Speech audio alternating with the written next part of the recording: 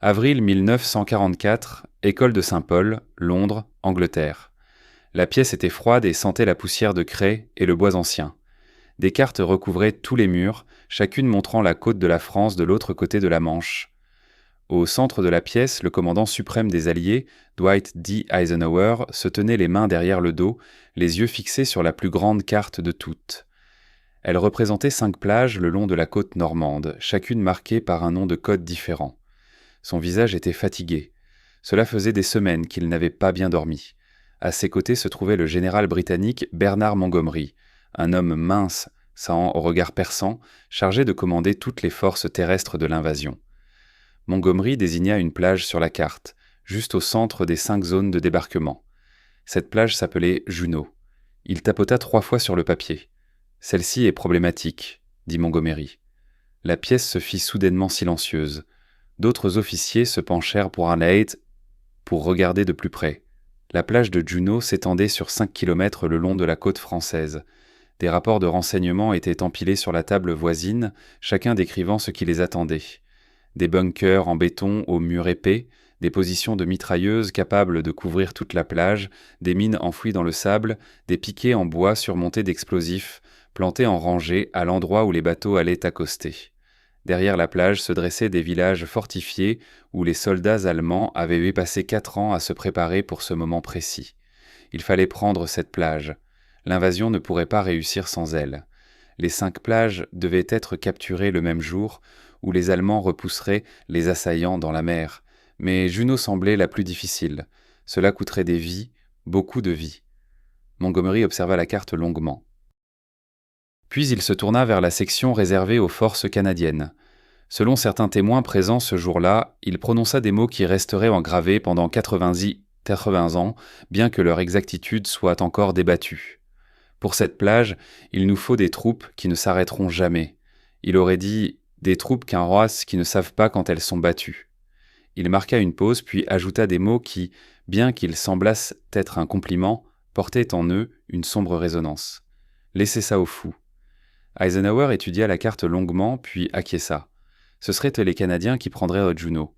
Que Montgomery ait effectivement utilisé ces mots exacts, personne ne peut le prouver avec certitude, mais le sens était clair pour tous dans la pièce. Les Canadiens avaient une réputation. Ils étaient connus pour aller jusqu'au bout des combats, peu importe le prix à payer. Ils étaient connus pour encaisser des pertes terribles et continuer à avancer. Ils l'avaient déjà prouvé par le passé, et les commandants alliés s'en souvenaient. En avril 1944, la guerre durait depuis presque 5 ans.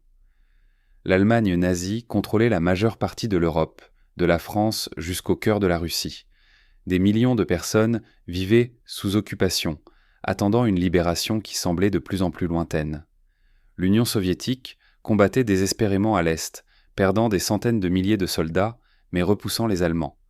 Le leader soviétique, Joseph Staline, exigeait depuis des années que la Grande-Bretagne et l'Amérique ouvrent un second front à l'ouest pour diviser les forces allemandes et alléger la pression sur l'armée rouge. Ce second front allait enfin voir le jour. On l'appelait l'opération Overlord, la plus grande invasion maritime de l'histoire de l'humanité. Plus de 156 000 soldats allaient débarquer sur la côte française en une seule journée. Des milliers de navires les traverseraient la Manche et des avions rempliraient le ciel. Si cela réussissait, les Alliés auraient une tête de pont en Europe et pourraient recommencer la longue marche vers Berlin. Si cela échouait, la guerre pourrait se prolonger encore des années. L'Allemagne pourrait perfectionner ses nouveaux avions à réaction et ses armes à roquettes. Des millions d'autres pourraient mourir. Les planificateurs avaient choisi un tronçon de 80 km de la côte normande. Les Américains prendraient 2 plages à l'ouest, nommées Utah et Omaha. Les Britanniques déprendraient 2 plages à l'est, Gold et Sword, et au centre, reliant les secteurs américains et britanniques, se trouvait la plage de Juno. Celle-ci serait l'affaire des Canadiens. Parmi les 156 000 hommes débarquant le jour J, environ 14 000 seraient en Canadiens. Cela pourrait sembler peu, mais le Canada était un petit pays, comptant seulement 11 à 12 millions d'habitants au total. Les États-Unis en comptaient 10 fois plus, et pourtant le Canada fournissait près d'un soldat sur 10 pour l'invasion. Pour un petit pays, c'était un engagement considérable. La question qui flottait dans l'air de cette salle de classe londonienne était simple, mais lourde de sens. Pourquoi les Canadiens ont-ils été assignés à Juno Beach? Pourquoi ce tronçon particulier de côte fortifiée? Était-ce parce que les commandants alliés croyaient véritablement que les soldats canadiens étaient les meilleurs pour une mission aussi difficile? Était-ce le respect de leur capacité au combat, forgé à travers des années de lutte brutale? Ou bien était-ce autre chose? Quelque chose de plus difficile à dire à haute voix, les Canadiens avaient-ils été assignés aux missions les plus périlleuses parce que les commandants britanniques et américains étaient en prêts à accepter les pertes canadiennes d'une manière qu'ils ne risquaient pas pour leurs propres troupes? Le fait de venir d'une nation plus petite, ancienne colonie, rendait-il le sang canadien moins précieux aux yeux de ceux qui prenaient les décisions? Les cartes accrochées au mur ne pouvaient pas répondre à cette question. Ni les rapports de renseignement ni les estimations des pertes ne pouvaient. La seule façon de le savoir était de voir ce qui se passait lorsque ces 14 000 Canadiens débarquèrent sur la plage de Juno le matin du jour J, et de savoir si ceux qui les envoyèrent là le firent en toute confiance en leurs capacités, ou bien parce qu'ils étaient prêts à sacrifier des vies. Pour comprendre pourquoi les Canadiens ont acquis leur réputation de combattants acharnés, il faut remonter à la Première Guerre mondiale, plus de 25 ans auparavant. Le 9 avril 1917, sur la crête de Vimy, en France. La crête était une longue colline qui s'élevait des champs plats du nord de la France. Celui qui contrôlait cette colline avait une vue dégagée sur des kilomètres à la ronde et pouvait bombarder l'ennemi en contrebas. L'armée française avait essayé de la capturer, en vain, perdant des milliers d'hommes. L'armée britannique avait également échoué. Pendant 3 ans, la crête resta aux mains des Allemands, protégée par des tranchées profondes, des bunkers en béton et des fils barbelés s'étendant en épais enchevêtrements à travers le No Man's Land. Puis vinrent les Canadiens. 4 divisions du corps canadien, environ 100 000 hommes au total, se préparèrent pendant des mois. Ils construisirent des tranchées d'entraînement à l'échelle réelle parfaitement identiques aux positions allemandes. Chaque soldat savait exactement où aller et quoi faire. Ils répétèrent l'attaque encore et encore jusqu'à pouvoir la réaliser les yeux fermés. Le matin du 9 avril, derrière un mur mobile de tirs d'artillerie, ils attaquèrent. Ce fut 3 jours de combats brutaux. Des hommes mouraient dans la boue et les fils barbelés. Les obus hurlaient au-dessus d'eux en permanence, et l'odeur des explosifs et de la mort emplissait l'air. Mais lorsqu'il fut terminé, les Canadiens tenaient la crête de Vimy. Ils avaient réussi là où les Français et les Britanniques avaient échoué. Le prix fut terrible. 10 602 Canadiens devinrent des victimes. Cela comprenait les tués, les blessés et les disparus. Parmi eux, 3 598 moururent. Mais ils avaient gagné. Les commandants allemands prirent note. Des rapports de renseignement de 1917 et 1918 avertissaient spécifiquement les autres unités allemandes des troupes canadiennes. Un document allemand capturé disait que les Canadiens étaient très audacieux et excellents au combat rapproché avec des grenades. Il indiquait qu'ils n'hésitaient pas lorsqu'ils attaquaient. Les soldats allemands commencèrent à les appeler des Sturmtruppen, un terme signifiant des troupes qui frappaient fort et rapidement et ne se retiraient jamais. Cette réputation suivit les Canadiens jusqu'à la Seconde Guerre mondiale. Lorsque la France tomba aux mains des Allemands en juin 1940, la Grande-Bretagne se retrouva seule. Winston Churchill, le Premier ministre britannique, demanda de l'aide de l'autre côté de l'océan. Le Canada répondit le plus rapidement et le premier. En 1942, environ 250 000 soldats canadiens et personnels de soutien étaient stationnés en Grande-Bretagne. C'était comme une petite armée sur une île, s'entraînant intensivement, attendant l'occasion de combattre. Cette occasion arriva le 19 août 1942. Mais ce fut une catastrophe. La cible était Dieppe, un port français sur la Manche. Le plan était de mener une attaque de raid sur la ville, de détruire quelques installations allemandes, de prouver que les Alliés pouvaient débarquer des troupes sur la côte française, puis de se retirer. La majeure partie de la force d'attaque serait canadienne. Environ 6 086 hommes parvinrent à débarquer ce matin-là. Tout tourna mal dès le début. Les Allemands étaient prêts et attendaient. Leurs mitrailleuses tiraient nos mitrailleuses tirant depuis des positions élevées sur les falaises surplombant la plage. Les soldats canadiens débarquant sur le rivage rocheux n'avaient aucun abri. Les tanks qui étaient censés les soutenir s'enlisèrent dans les pierres et ne purent bouger. Le raid se transforma en un massacre. Parmi ces quelques 6 000 hommes, principalement des Canadiens, 3 623 devinrent des victimes en moins de 9 heures de combat. 916 furent tués 1946 furent capturés et envoyés dans des camps de prisonniers allemands. Les autres furent blessés. Le raid fut un échec militaire total, mais il montra quelque chose de crucial au sujet des forces canadiennes. Elles ne se rendaient jamais, même lorsque la mission avait échoué, même lorsqu'elles voyaient leurs amis mourir autour d'elles, même lorsque le feu allemand les frappait à chaque pas, les Canadiens continuèrent d'attaquer. Ils combattirent dans les rues de Dieppe. Ils se battirent à l'intérieur des bâtiments. Certaines unités refusèrent de partir jusqu'à ce qu'elles soient expressément ordonnées de se retirer. Certains hommes moururent en tentant de porter des camarades blessés jusqu'au bateau. Le général Bernard Montgomery, qui avait aidé à planifier les premières étapes du raid de Dieppe avant d'être envoyé combattre en Afrique du Nord, tira des leçons importantes de cette catastrophe. Dwight D. Eisenhower, qui observait et apprenait alors qu'ils gravissaient les échelons, en fit de même. Ils comprirent donc que les invasions de plage nécessitaient beaucoup plus de soutien en feu de la part des navires et des avions. Ils apprirent que des tanks et des équipements spécialisés étaient indispensables. Ils apprirent que la planification minutieuse était plus importante que l'espoir. Ils apprirent aussi quelque chose au sujet des Canadiens. Ces troupes exécutaient des ordres impossibles. Elles menaient une mission jusqu'à la fin, quoi qu'il en coûte. Que cela fasse d'elles les meilleurs soldats pour des tâches difficiles, ou simplement les plus disposés à mourir en essayant, c'était une question que les commandants n'osaient pas poser à haute voix. Les Soviétiques mouraient par millions à l'Est. La fenêtre d'action se refermait. L'été 1944 représentait la dernière bonne occasion. Le temps serait favorable. Les troupes étaient en les formées et prêtes. L'équipement était prêt et attendu. Un retard pourrait être fatal. Les planificateurs examinèrent chaque site possible de débarquement et choisirent la côte de Normandie. Elle était suffisamment proche pour que les avions de chasse venus d'Angleterre puissent protéger l'invasion. Elle était assez éloignée des zones les plus défendues pour que les Allemands ne s'y attendent pas, et elle offrait des plages où les troupes pouvaient débarquer. Lorsque vint le moment de décider quelle armée prendrait quelle plage, des considérations pratiques entrèrent en jeu. Où étaient positionnées les unités en Angleterre, comment les approvisionnements circuleraient, quels commandants travailleraient ensemble. Mais ces affectations reposaient également sur des calculs subtils sur les troupes capables de gérer les défis spécifiques. Les Canadiens eurent la plage de Juno. Sur les cartes, cela ressemblait aux autres plages, simplement un autre morceau de sable entre deux plages britanniques.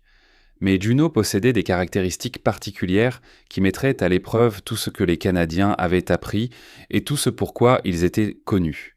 La plage était centrée sur deux petites villes françaises, Corseaux-Sérier et Bernier-Surme, toutes deux transformées en forteresses après 4 années d'occupation allemande. Sur le papier, ce n'était qu'une autre plage. En réalité, elle exigerait toute la réputation canadienne pour leur combat obstiné et sans relâche. Le 6 juin 1944, à 5h30 du matin, dans la Manche, à l'approche de la plage de Juno. Le soldat Jack Martin, des Royal Winnipeg Rifles, se recroquevillait dans son bateau de débarquement, serré avec 30 autres soldats. Le bateau tanguait et roulait sur les vagues agitées. De l'eau de mer glacée éclaboussait par-dessus les bords, trempant tout le monde à l'intérieur. Les hommes s'accrochaient à tout ce qu'ils pouvaient pour ne pas tomber. L'air sentait la vomissure, l'eau salée et l'huile du moteur du bateau. Certains soldats vomissaient depuis des heures. Au loin, le bruit des gros canons navals résonnait comme un tonnerre à travers l'eau. Les cuirassés britanniques et américains tiraient sur la côte française, cherchant à détruire les positions allemandes avant que les troupes n'atterrissent. Les éclats des tirs illuminaient le ciel sombre. Le bruit était si fort que Martin le sentait dans sa poitrine. Les vagues étaient plus hautes que prévu, entre 1,20 et 1,80 mètres. Les petites embarcations de débarquement rebondissaient comme des jouets sur l'eau agitée. Chaque heure, l'heure du débarquement était fixée à 7h45. C'était 10 minutes plus tard que les plages britanniques voisines. Ce retard avait été prévu pour permettre à la marée de monter davantage et recouvrir certains obstacles allemands. Mais personne ne savait encore si cela aiderait ou aggraverait les choses. La plage était divisée en 2 sections principales. La partie ouest, appelée secteur Mike, incluait la ville de Corselaré. La partie est, appelée secteur Nan, incluait Bernier-Serrard et Saint-Obama. La 3e division d'infanterie canadienne débarquerait avec 2 groupes de soldats. La 7e brigade attaquerait le secteur Mike. La 8e brigade attaquerait le secteur Nan. Un troisième groupe attendait en réserve. Ce qui rendait la plage de Juneau si meurtrière, ce sont les défenses que les Allemands avaient construites au cours de 4 années. Dès la ligne de basse mer, des rangées d'obstacles attendaient pour détruire les bateaux de débarquement. Il y avait des cadres en acier géant appelés portes belges capables de déchirer la coque d'un bateau. Des rails en acier incurvés conçus pour faire exploser des charges contre la coque. Des piquets en bois orientés vers la mer sur lesquels étaient affixées des mines. Des formes étranges en acier soudé appelées hérissons, capables de déchirer du métal. La mer agitée signifiait que beaucoup de ces obstacles étaient sous l'eau et invisibles lorsque les bateaux arrivaient. Au-delà des obstacles, la plage elle-même n'offrait aucune protection. Juste du sable plat bordé d'un mur de pierre de 1 à 1,2 mètres de haut. Au-delà de ce mur, les Allemands avaient transformé les villages en forteresses. Des maisons ordinaires étaient devenues des bunkers avec de petites fentes pour les mitrailleuses. Les rues étaient débloquées par du béton et des fils barbelés. Les positions de mitrailleuses étaient placées de manière à croiser leur feu et à couvrir chaque centimètre de la plage. Les pires étaient les bunkers en béton. À Corcelles, des canons protégeaient l'entrée du petit fleuve. Un canon anti-char de 50 mm était installé dans du béton épais. 2 canons de 75 mm pouvaient toucher les bateaux loin dans l'eau, et plusieurs lignes de mitrailleuses couvraient la plage. Un canon de 88 mm, l'une des armes les plus redoutées des Allemands, pouvait détruire des tanks et des navires. Des fortifications similaires longeaient toute la plage. Les Allemands de la 716 division d'infanterie, en charge de ces positions, savaient mais que l'invasion arrivait. Leur rapport du 5 juin disait qu'ils étaient les prêts. Ils avaient des munitions, de la nourriture et des ordres de combattre. Ils étaient aussi préparés que possible. À 7h49 du matin, les Queen's Own Rifles du Canada approchèrent de la plage Nan White à Bernier. La mer agitée les avait retardés. Ils étaient censés débarquer à 7h45, mais ils n'atteignirent la plage qu'à presque 8h. La marée avait monté davantage durant ces quelques minutes, recouvrant davantage d'obstacles et rétrécissant la plage. Les bateaux ne pouvaient pas voir les obstacles mortels cachés sous l'eau. Pourtant, le feu naval cessa juste au moment où les bateaux de débarquement approchèrent de la côte. Mais le retard permettait aux Allemands de sortir de leurs bunkers, de prendre leurs armes et de se préparer. Les rampes tombèrent. Les tirs de mitrailleuses commencèrent immédiatement. Les hommes sautèrent dans l'eau jusqu'à la taille, alourdis par 27 kg d'équipement. Certains se noyèrent, d'autres furent touchés avant même d'avoir quitté le bateau. L'eau vira au rouge sous l'effet du sang. Le tireur Doug Hester de la compagnie B dira plus tard que l'enfer commença dès que la rampe se baissa. Les mitrailleuses frappèrent les hommes encore dans le bateau. Des corps flottaient dans l'eau. Le bruit était plus fort que tout ce qu'il avait imaginé. On ne pouvait pas penser, il fallait juste avancer. La compagnie B des Queen's Own Rifles débarqua directement devant une position allemande bien défendue. En quelques minutes, 65 des 125 hommes de la compagnie étaient morts ou blessés. Plus de la moitié de la compagnie était hors de combat en moins de 10 minutes. Le commandant de la compagnie tomba, tué dans l'eau. L'opérateur radio fut abattu par des tirs de mitrailleuses. Des hommes flottaient, face contre l'eau, leurs lourds sacs les tirant vers le fond. À 8h05, les Royal Winnipeg Rifles atteignirent la plage rouge de Mike à Corcelles. L'embarcation de Jack Martin heurta un obstacle sous-marin avec une mine. L'explosion souffla un trou dans la rampe avant. Les hommes sautèrent à travers la fumée dans une eau jusqu'à la taille. Le feu allemand les frappa immédiatement depuis les positions fortifiées, protégeant Corcelles. Le lieutenant Bill Grayson mena ses hommes vers le mur de mer. À mi-chemin de la plage, les mortiers allemands frappèrent son groupe. Grayson sentit quelque chose le percuter à l'épaule et le fit tournoyer. Il continua à avancer. Le caporal à ses côtés fut touché par un tir direct de mortier et disparut. La plage était un chaos. Des hommes couraient, rampaient, traînaient les blessés, mourants. Il n'y avait nulle part où se cacher. Le major J.R. McEwad du régiment canadien écossais, débarquant près de là, observa la première vague lutter à travers le sable. Il dira plus tard que le feu ennemi était terrifiant. La plage était dévastée par les mortiers et les mitrailleuses. Les hommes tombèrent partout, mais ils continuèrent d'avancer. Pas rapidement, car personne ne pouvait se déplacer vite en portant tout ce poids à travers l'eau et le sable sous le feu. Mais ils ne s'arrêtaient pas. À 8h15, la réputation des Canadiens était en jeu. Ils étaient sur la plage, mais coincés et subissant de lourdes pertes. Les embarcations de débarquement étaient détruites ou endommagées. Tous les tanks avaient du mal à quitter la plage. Les positions allemandes continuaient de tirer. Les villages étaient toujours aux mains de l'ennemi.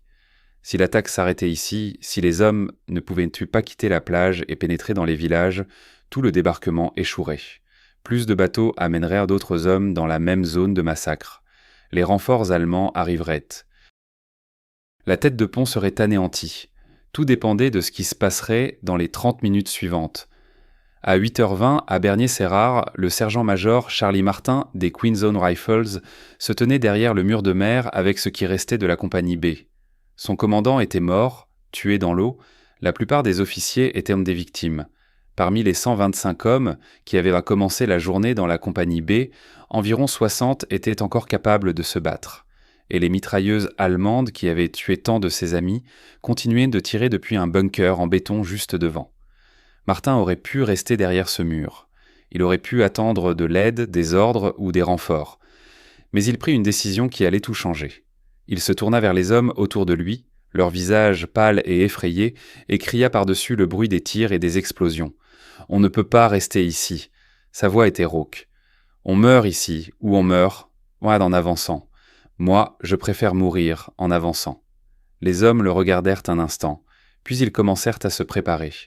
Certains saisirent des torpilles Bangalore, de longs tubes remplis d'explosifs conçus pour faire sauter les fils barbelés. D'autres vérifièrent leurs fusils de leurs mains tremblantes. Ils franchirent le mur et coururent droit sur la position allemande qui les tuait.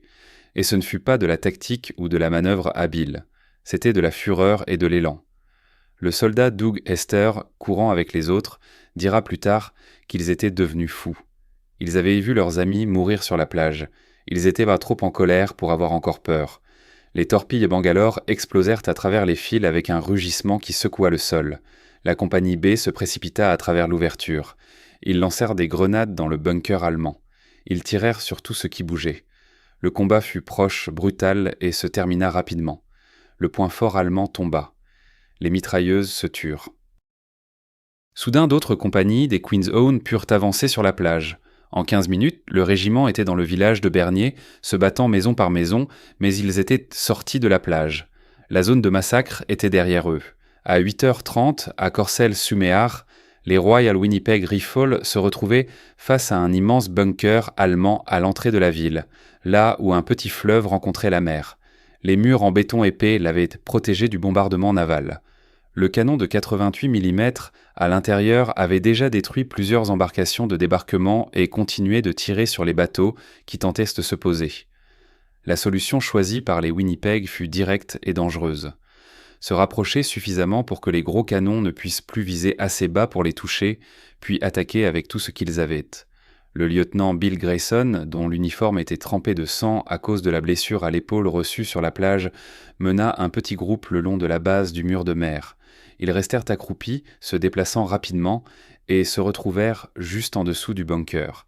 Ils utilisèrent que des charges de poteaux, des explosifs fixés à de longs poteaux qu'ils pouvaient insérer dans les étroites fentes de tir du bunker. L'explosion fut immense. Le souffle fit sauter ou neutralisa l'équipe de canonniers allemands à l'intérieur. Le canon de 88 mm se tut.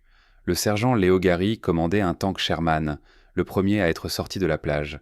Il conduisit son tank juste devant un autre bunker, si près que les Allemands, à l'intérieur, ne pouvaient plus orienter leur canon pour le frapper.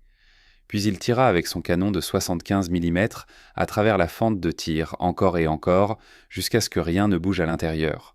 Lorsque son tank perdit une chenille et ne put plus bouger, Gary et son équipage sortirent et combattirent à pied aux côtés de l'infanterie. Tout au long de la plage de Juneau, la même scène se répétait.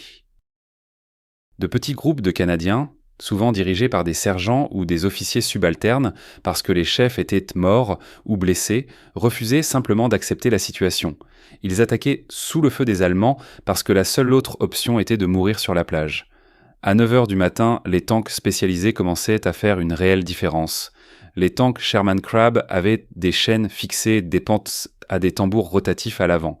En avançant, les chaînes frappaient le sol et faisaient exploser les mines enterrées, nettoyant des chemins sûrs. Les tanks VR, qui signifiaient véhicules blindés des Royal Engineers transportaient d'énormes mortiers lançant des obus aussi gros que des poubelles. Ces poubelles volantes, comme les soldats les appelaient, pouvaient écraser des bunkers en béton et des murs épais. La dynamique changeait. Les Canadiens écossais et les régiments Regina poussaient plus profondément dans Corcelles. Les Queen's Own et le régiment de la Légion étrangère francophone nettoyaient Bernier maison par maison. Le régiment de North Shore du Nouveau-Brunswick combattait dans Saint-Auban. Les Allemands continuaient de se battre avec vigueur. Les nids de mitrailleuses diraient jusqu'à ce que les soldats canadiens soient juste au-dessus d'eux. Les snipers se cachaient dans les bâtiments et tiraient sur les officiers. Les mortiers continuaient de pleuvoir sur la plage où d'autres vagues de troupes débarquaient. Mais la percée avait eu lieu. Les Canadiens avançaient. Le capitaine Philippe Gautautier du régiment de la Légion étrangère, menant ses Canadiens francophones à travers Bernier, aperçut soudain des civils français âgés émergeant de leur cave. Ils pleuraient de joie. Ils attrapèrent tard les soldats canadiens, les embrassèrent, leur offrirent du vin. Gautautier leur dit « Pas encore, les Allemands sont toujours là. Retournez à l'intérieur, s'il vous plaît. » Mais en voyant leur visage, il dit plus tard « C'est à ce moment-là que j'ai compris ce qu'ils faisaient vraiment. » C'était la libération.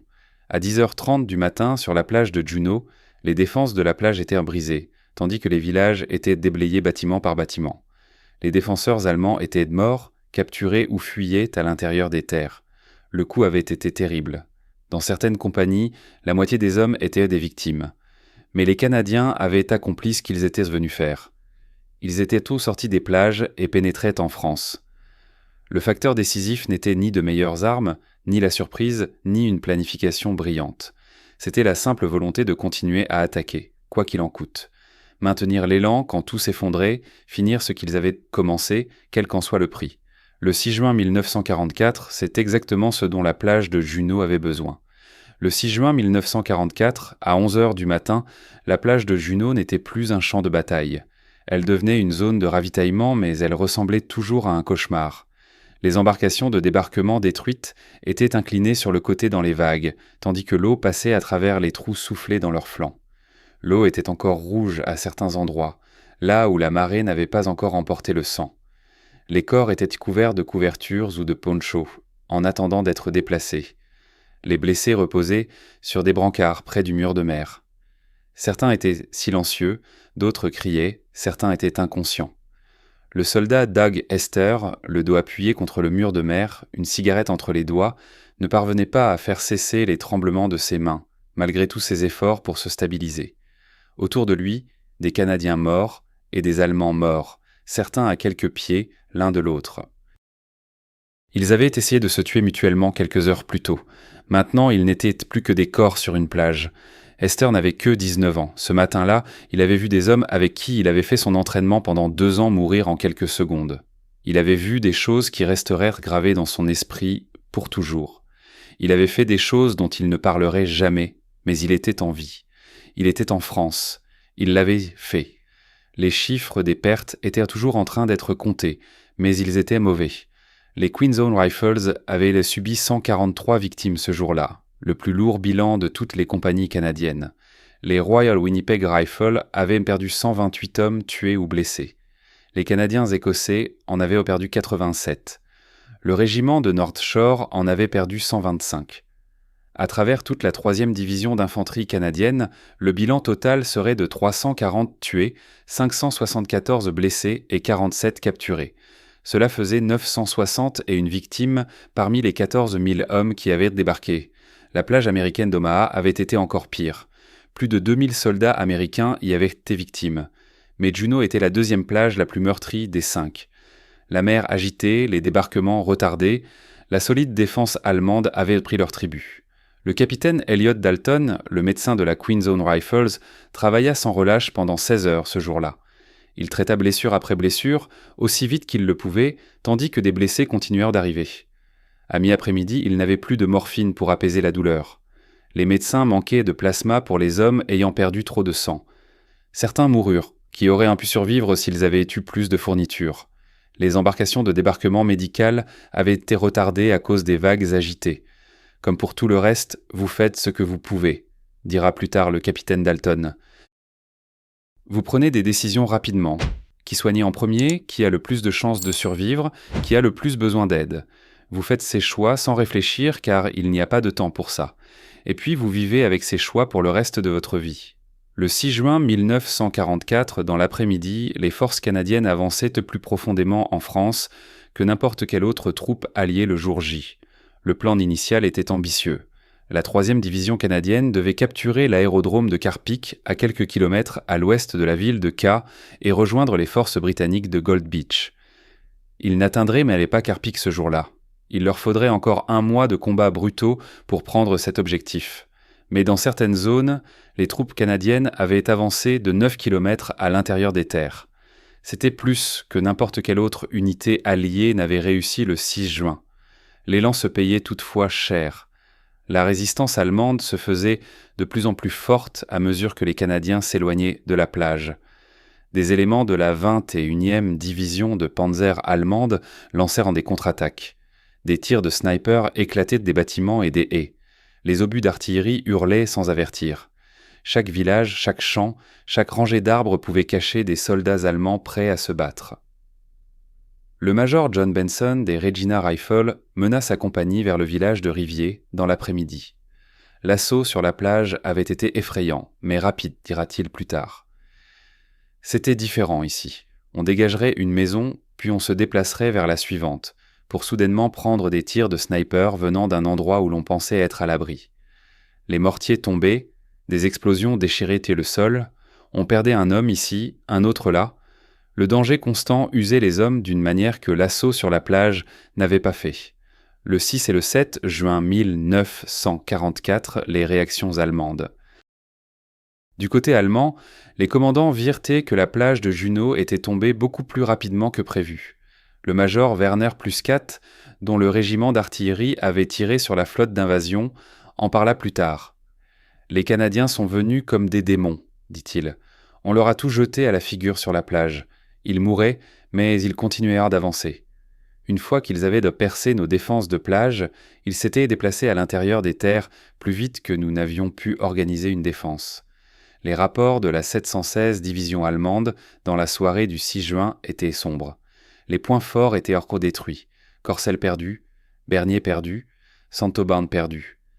L'ennemi avançait vers le sud et l'ouest, des pertes sévères, des renforts étaient nécessaires immédiatement. Mais ces renforts étaient déjà retardés ou envoyés ailleurs. Le plan de diversion des Alliés avait fonctionné. Le haut commandement allemand croyait toujours que le débarquement en Normandie était un piège. Il pensait que la véritable invasion pourrait avoir lieu à Pas-de-Calais, la partie la plus étroite de la Manche. Les divisions de Panzer qui auraient pu repousser les Canadiens dans la mer étaient restées en réserve.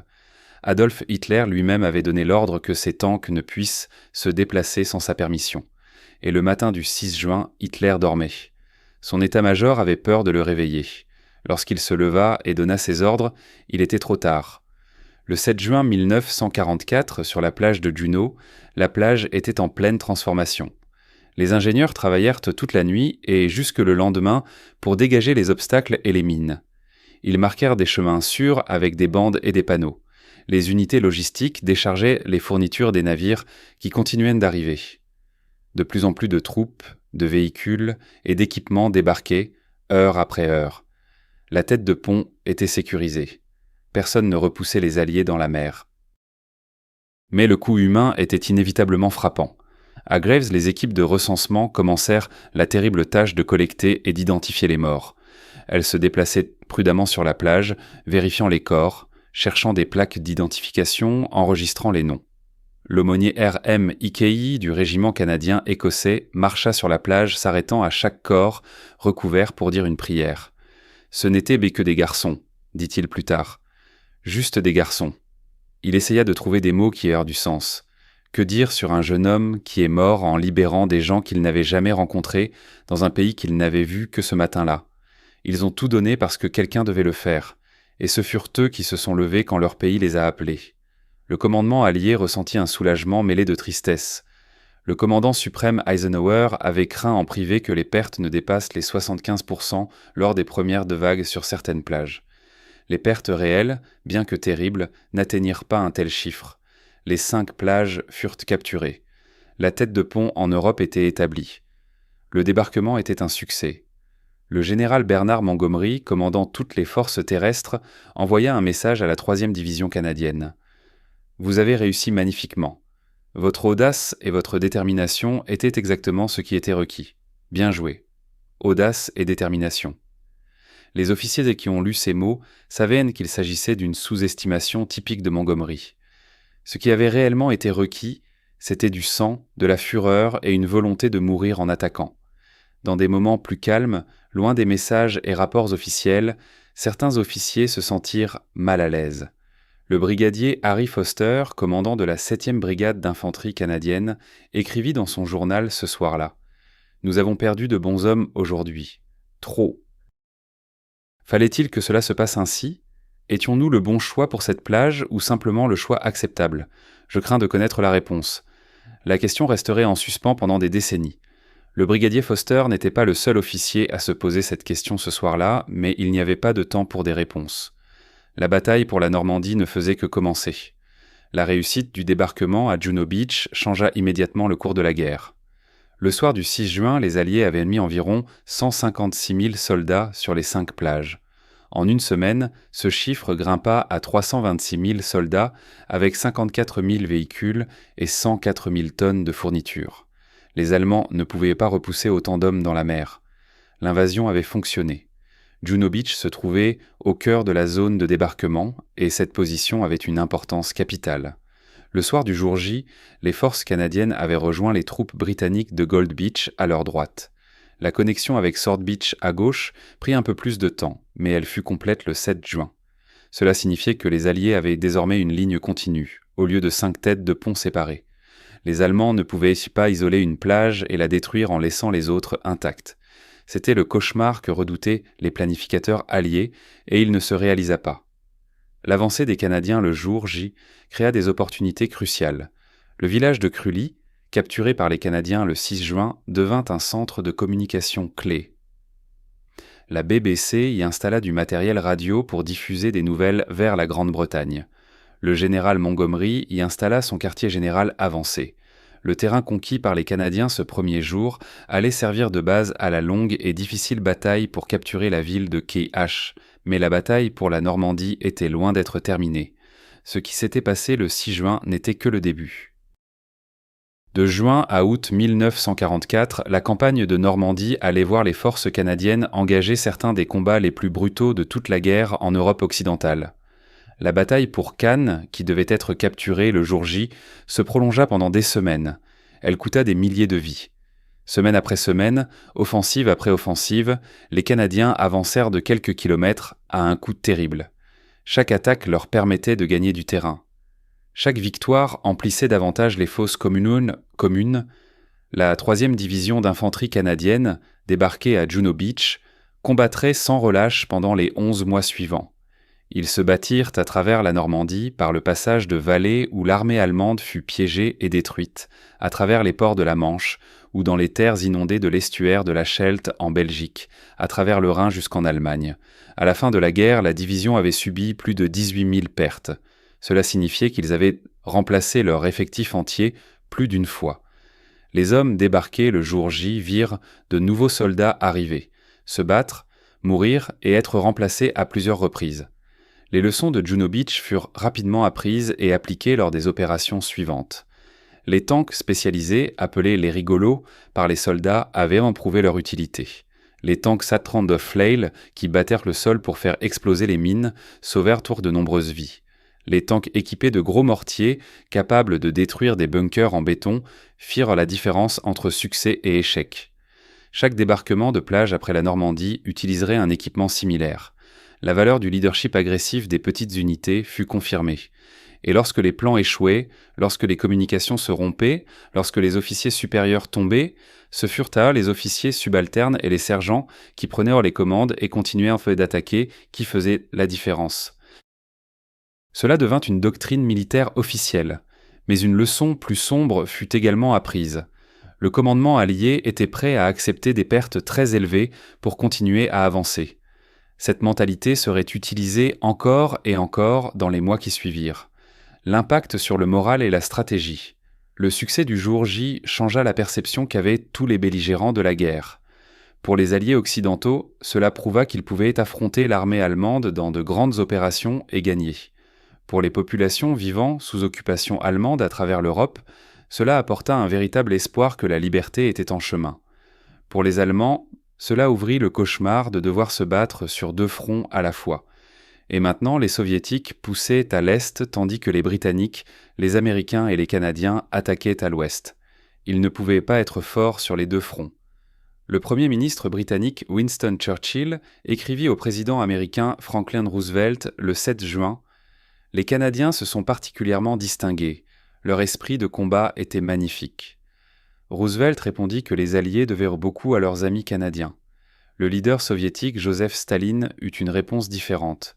« Le second front est enfin ouvert, dit-il. Nous verrons maintenant si les Alliés occidentaux peuvent se battre aussi durement qu'ils l'ont prévu. » C'était à la fois un hommage et un défi. Impact sur l'identité nationale du Canada. La plage de Juno devint un moment clé, aussi important que la crête de Vimy durant la Première Guerre mondiale. Une petite nation avait défié les attentes, réussissant sur l'une des plages les plus difficiles. Il s'était prouvé sur la scène mondiale. Le Premier ministre canadien William Lyon Mackenzie King s'adressa au Parlement le 6 juin. Les armes canadiennes ont porté un coup pour la liberté sur les rives de la France. Il ajouta « Nos fils ont prouvé qu'ils étaient les dignes héritiers des soldats de Vimy. » Mais il y avait aussi de la colère au Canada. Lorsque les listes des morts et des blessés commencèrent à arriver, certaines voix posèrent des questions difficiles. Le Toronto Daily Star publia un éditorial le 15 juin se demandant si le sang canadien avait été dépensé judicieusement ou si, étant donné que c'était du sang canadien, il avait été gaspillé. Le gouvernement canadien devait naviguer entre l'hommage à la réussite militaire et la pression silencieuse sur les dirigeants britanniques et américains pour comprendre pourquoi les forces canadiennes recevaient toujours les missions les plus périlleuses. La perspective allemande. Perdre Juno Beach faisait partie d'une catastrophe plus vaste. La perte des 5 plages du jour J. Le maréchal de terrain Erwin Rommel, commandant du groupe d'armée B en France, était en Allemagne ce jour-là pour célébrer l'anniversaire de sa femme. Il se hâta de revenir pour découvrir que le mur de l'Atlantique était brisé et que les forces alliées se déversaient à l'intérieur des terres. Le rapport de Rommel à ses commandants était brutal. « L'ennemi a établi sa tête de pont », écrivit-il. La 716 division a été détruite. Notre contre-attaque n'était pas assez forte. Nous ne pouvons plus les repousser dans la mer. Notre seul choix est désormais de contenir cette tête de pont et leur faire payer chaque mètre qu'ils prennent. Les officiers allemands développèrent un respect contraint pour les forces canadiennes, tout comme leur père l'avait fait durant la Première Guerre mondiale. Le général SS Kurt Meyer, qui commandait la 12e division SS Panzer et combattit contre les Canadiens tout au long de la campagne de Normandie, en parla plus tard. « Nous avons vite appris à reconnaître les Canadiens. Ils se battaient différemment, plus agressivement, plus persistants. Ce furent des ennemis sérieux. » Mais ce respect ne les empêcha pas de commettre de terribles crimes. Dans les jours suivant le jour J, des soldats de la 12e SS assassinèrent des prisonniers canadiens dans plusieurs incidents. À l'abbaye d'Ardenne, 20 prisonniers canadiens furent exécutés après leur reddition. Ces crimes de guerre seraient punis après la fin de la guerre, mais ils montrèrent combien les combats étaient devenus amers et cruels. En août 1944, lorsque la rupture de la ligne allemande fut effectuée et que l'armée allemande en Normandie fut détruite comme force de combat, l'issue de la guerre en Europe occidentale ne faisait plus de doute. Le chemin depuis Juno Beach jusqu'à cette victoire passa à travers des champs, des villages et des rivières. Chaque terrain fut disputé, chaque terrain coûta des vies. Mais la tête de pont établie le 6 juin rendit tout ce qui suivit possible. Le prix était d'environ 340 Canadiens morts rien que le jour J, avec plus de 5000 tués dans les 3 mois suivants de la campagne de Normandie. La question de savoir si ce prix était nécessaire, s'il était justement réparti entre les nations alliées, si les forces canadiennes avaient été utilisées de manière judicieuse ou sacrifiées trop facilement, cette question résonna dans les années suivantes. Le soldat Doug Hester survécut à l'atterrissage terrible à Bernier avec la compagnie B des Queen's Own Rifles. Mais le 6 juin n'était que son premier jour de combat. Il se battit à travers toute la Normandie, fut touché par des éclats d'obus en juillet, se remit dans un hôpital puis rejoignit son unité pour l'offensive vers les Pays-Bas. Les gens me demandent ce que j'ai ressenti le jour J, dit-il lors d'une interview 50 ans plus tard, en 1994. C'était le pire jour de ma vie, et le plus important. J'étais terrifié. J'ai vu mes amis mourir, mais j'ai aussi vu ce que les gens peuvent faire lorsqu'ils refusent d'abandonner. Nous étions juste des gars ordinaires, des paysans, des ouvriers d'usine, des commis. Mais ce jour-là, nous avons fait quelque chose d'extraordinaire. Esther revint au Canada fin 1945. Il épousa sa bien-aimée, Jean, qu'il avait attendue pendant toute la guerre. Il travailla comme charpentier à Toronto pendant 40 ans, construisant des maisons et élevant une famille. Mais la guerre ne le quitta jamais. Il eut des cauchemars pendant des décennies. Les bruits forts le faisaient sursauter, les foules l'angoissaient. Aujourd'hui, on appellerait cela un trouble de stress post-traumatique. À l'époque, on disait juste qu'il avait des nerfs et personne n'en parlait beaucoup. On ne s'en remet pas, disait Esther. On apprend juste à vivre avec. Il retourna à Juno Beach pour la première fois en 1984, pour le 40e anniversaire du jour J. Il se tint sur cette plage et revit tout, l'endroit où les embarcations de débarquement touchèrent le sable, là où Billy Ferguson mourut dans les premières secondes, là où ils franchirent dans le mur de mer. Les Français là-bas étaient tellement gentils. Il dit qu'il n'avait pas oublié. Cela aidait. Doug Hester mourut en 2001 à l'âge de 77 ans. Lors de ses funérailles, son fils lut une lettre que Esther avait écrite mais jamais envoyée. « J'ai fait mon devoir. Mes amis ont fait le leur. Certains ont payé plus que d'autres. Voilà ce qu'est la guerre. Des gens ordinaires faisant leur devoir et espérant survivre. » Le sergent-major Charlie Martin de la compagnie B, l'homme qui rassembla sa compagnie sur la plage et les mena contre le point fort allemand, reçut la Distinguished Conduct Medal pour ses actions.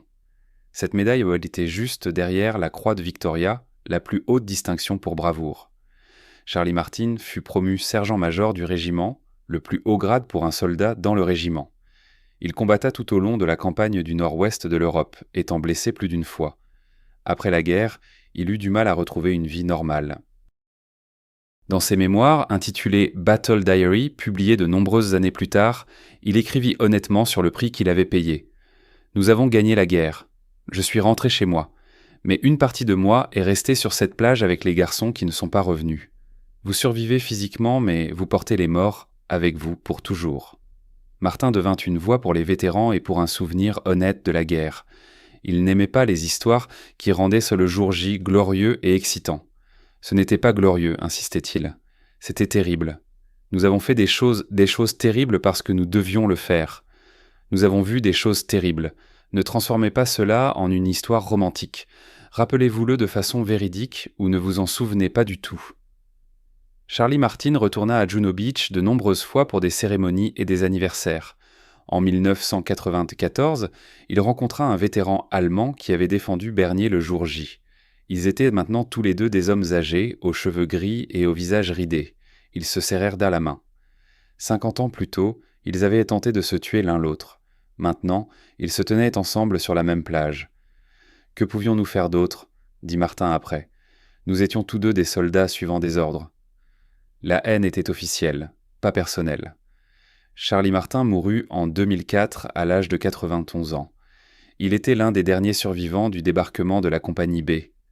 Des centaines de personnes assistèrent à ses funérailles, y compris des vétérans, des politiciens et des responsables français qui traversèrent l'océan pour rendre hommage. Il fut enterré avec tous les honneurs militaires, sa médaille de conduite distinguée exposée sur son cercueil. Le lieutenant Bill Grayson des Royal Winnipeg Rifles mena ses hommes hors de la plage à Courcelles, malgré une blessure à l'épaule dans les premières minutes. Il serait blessé 2 autres fois en Normandie avant d'être envoyé chez lui en août 1944. Son corps guérit, mais son esprit ne le fit pas. Grayson passa des années à lutter contre la culpabilité d'avoir survécu quand tant de ses hommes étaient morts. Il eut du mal avec l'alcool. Il se battait avec la tristesse. Il peinait à maintenir des relations.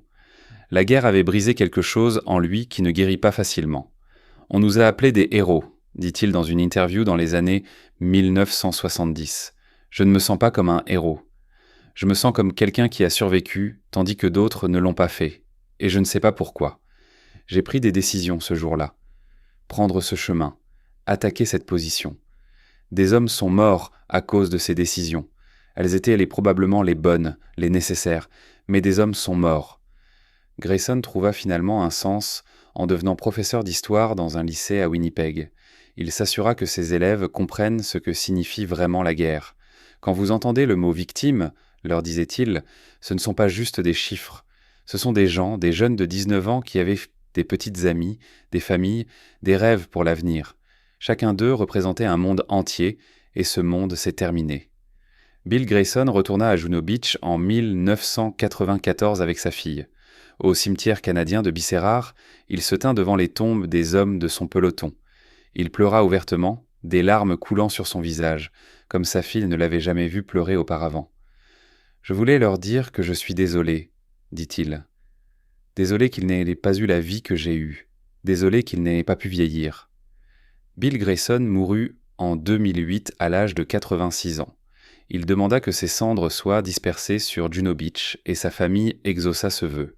Le caporal Klaus Fieser avait 22 ans le 6 juin 1944. Il était allemand et tenait une mitrailleuse dans un bunker à Courcelles.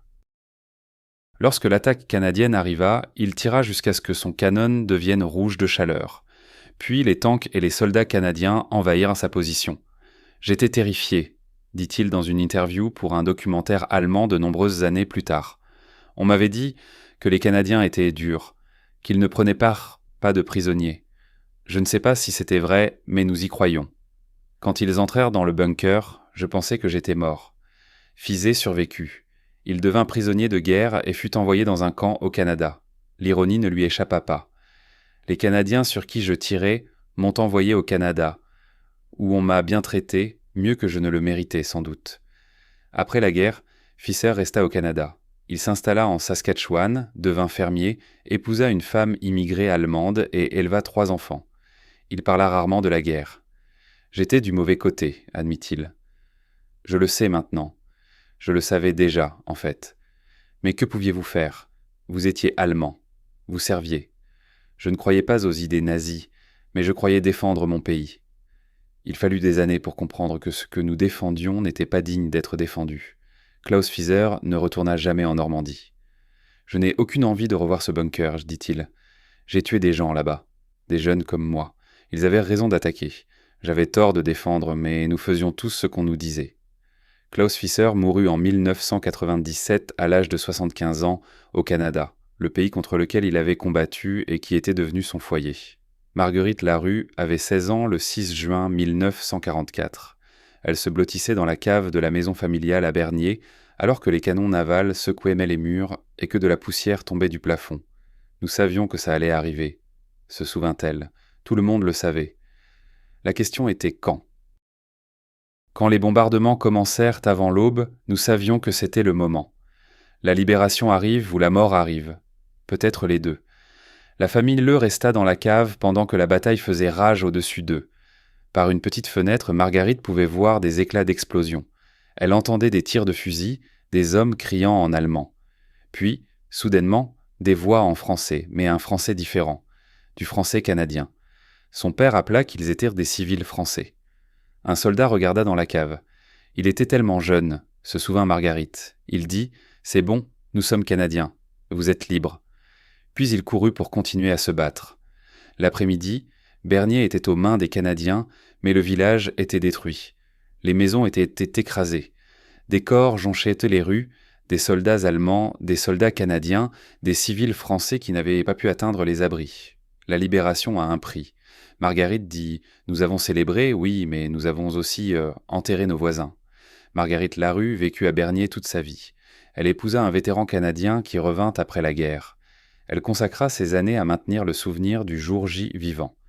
Elle accueillait les vétérans en visite, parlait aux groupes scolaires. Renan aida à entretenir les repères et les monuments. « Les Canadiens nous ont donné notre liberté, dit-elle en 2004. Des jeunes hommes venus de l'autre côté de l'océan sont morts sur notre plage pour des gens qu'ils n'avaient jamais rencontrés. Chaque année, moins d'entre eux reviennent visiter. Chaque année, je m'inquiète que l'on oublie. Nous ne devons pas oublier. » Marguerite Larue mourut en 2010 à l'âge de 82 ans. Lors de ses funérailles, des vétérans canadiens servirent de porteurs d'honneur. Elle fut enterrée dans le cimetière du village, non loin de la plage où la libération arriva. Ces histoires, et des milliers d'autres comme elle, montrent la vérité humaine derrière ce qui se passa à Juno Beach. La bataille n'a pas été gagnée par des nations ou des divisions, elle a été gagnée par des individus, de jeunes hommes effrayés qui ont fait leur devoir, des civils qui ont survécu à l'occupation et à la libération, même des ennemis qui se sont battus pour une cause qu'ils doutaient. Pourtant, chacun a porté cette expérience pendant le reste de sa vie, de différentes manières, avec des significations diverses. Mais tous étaient unis pour toujours par un jour extraordinaire sur une bande de sable en Normandie. 6 juin 2024, Corso-sur-Mer, France, le centre de la plage de Juno. 80 ans après que les soldats canadiens Arbe débarqué sous des tirs de mitrailleuses et des obstacles mortels, la plage de Juno est paisible. Les vieux bunkers en béton sont toujours là, mais maintenant ils sont usés, lissés par le vent salé et le temps. De petits panneaux expliquent ce qui s'est passé ici. La plage où des hommes sont morts est maintenant foulée par des touristes, des familles avec des enfants, des élèves en sortie scolaire. Le sable est propre, l'eau est bleue, les mouettes crient au-dessus. Le centre de la plage de Juno se dresse près de la côte, le principal mémorial du Canada en Normandie. Il ouvrit en 2003. Construit et financé par le Canada. C'est le seul musée parmi les plages du jour J créé par un autre pays que la France. La forme du bâtiment rappelle les lieux canadiens. Les angles évoquent les montagnes rocheuses. Les matériaux rappellent les forêts et les prairies canadiennes. À l'intérieur, des expositions racontent l'histoire de la guerre du Canada, du début à la fin, avec le 6 juin 1944 au cœur de tout. Un professeur canadien nommé G. Webb visita avec ses élèves en 2019. « Mon oncle a débarqué ici », dit-il en se tenant sur la plage. Il n'en parlait jamais beaucoup. En voyant cet endroit maintenant, si beau et calme, il est presque impossible d'imaginer ce qui s'est passé ici. Mais nous devons l'imaginer. Nous devons nous en souvenir, pas pour la gloire, mais pour